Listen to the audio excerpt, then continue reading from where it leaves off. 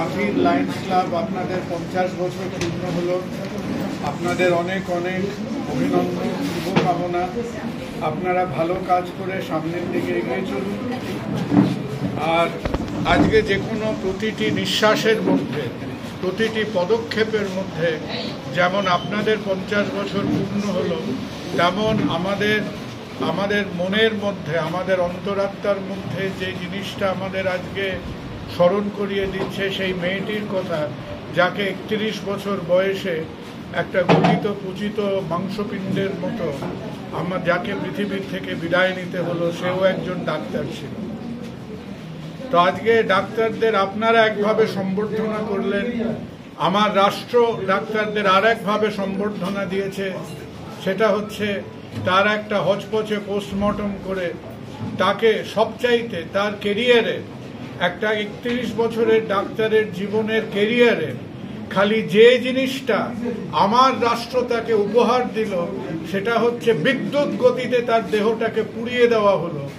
এবং তার উপরে যে কি নির্যাতন হয়েছিল, কি অত্যাচার হয়েছিল, তার কি বিচার হবে না হবে, পুরো ব্যাপারটাকে একটা ঘোলাটে লন্ডভন্ড পরিস্থিতি করে আমাদের রাখা হলো। আজকে আমাদের লজ্জার দিন, আজকে আমাদের আক্ষেপের দিন, আজকে আমাদের অনুশোচনার দিন।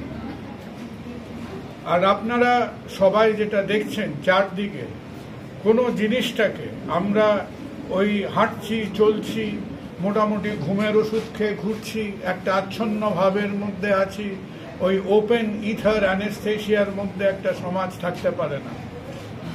হ্যাঁ, আমাদের ঝামেলা আছে, আমাদের প্রত্যেককে নিজের কাজকর্ম করতে হচ্ছে, আমাদের প্রত্যেককে নিজের ঘর সংসার চালাতে হচ্ছে। কিন্তু আজকে যদি জীবনে ওই যে যখন হাঁটছিলাম, ঢুকতে এলাম, আপনারা কতজন এটা সত্যি চিন্তা করেছেন? আশা করি কেউ একটা চিন্তা করেছিলেন।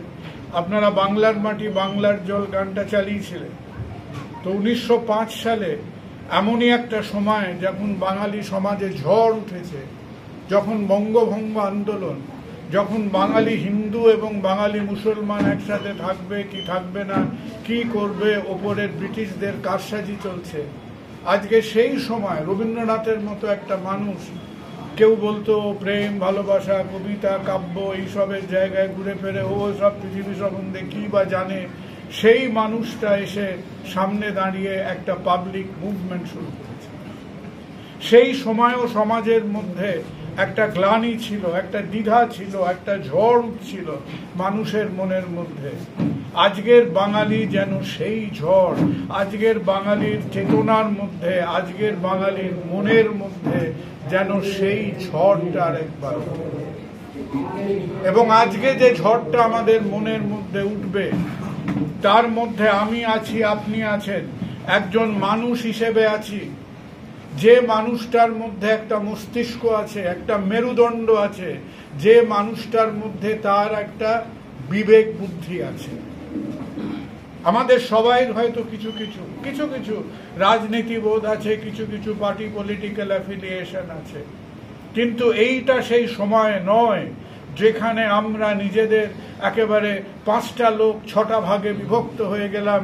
এ লাল নিয়ে ছুটছে, সবুজ নিয়ে ছুটছে, এ গেরুয়া নিয়ে ছুটছে। এটা তার সময় নয়।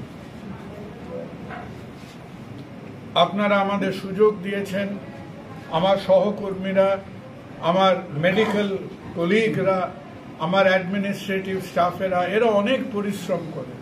আমরা যে একদিন আসি, আমি এক কাপ চা খেয়ে সকাল 6:30টায় ঘুম থেকে উঠে গাড়িতে উঠে পড়ি, চলে আসি। ভালো লাগে, আপনাদের সংস্পর্শে এসে ভালো লাগে। তবে আজকে সবার কাছে অনুরোধ করব যে কটা দিন বেঁচে আছি, আমরা যে কটা মানুষ যে কটা দিন বেঁচে আছি, বেঁচে থাকাটা কেবল সময়ের হিসেব না, ঘড়ি ধরার হিসেব নয়।